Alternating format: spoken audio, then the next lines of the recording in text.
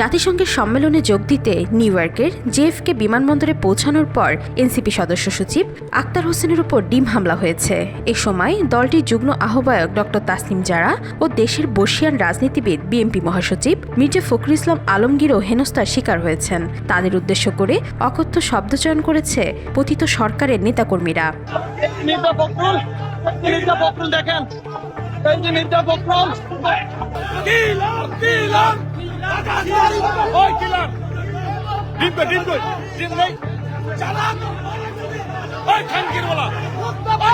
জেএফকে বিমানবন্দরে যখন বিব্রতকর পরিস্থিতি তৈরি হয়েছে, ঠিক তখনই জামাত ইসলামী ও শিবিরের নেতাকর্মীরা মির্জা ফখরুল ইসলাম আলমগীরের পাশে ঢাল হয়ে দাঁড়িয়েছেন। প্রশ্ন উঠেছে, সবচেয়ে বড় দল ও সংগঠিত হয়েও কেন দলের মহাসচিবকে নিরাপত্তা দিতে ব্যর্থ হলো?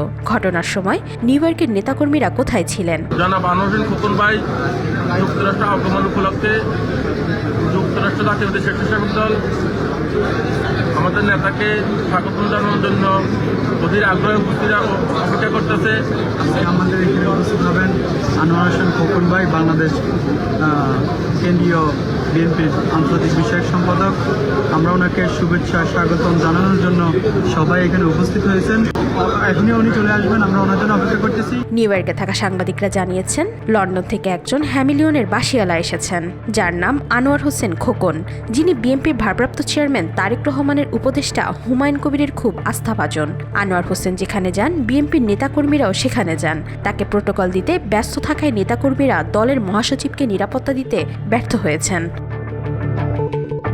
মির্জা ফখরুল ইসলাম আলমগীর বিমানবন্দরে অপমান অপদস্থ হওয়ার সময় সাথে ছিলেন তারেক রহমানের উপদেষ্টা হুমায়ুন কবির। জামাত শিবিরের নেতাকর্মীদের সহায়তায় নিরাপদে ফিরে স্থানীয় সময় সন্ধ্যায় ম্যানহাটন গ্র্যান্ড হায়াত হোটেলে সাংবাদিকদের সাথে কথা বলেন তিনি।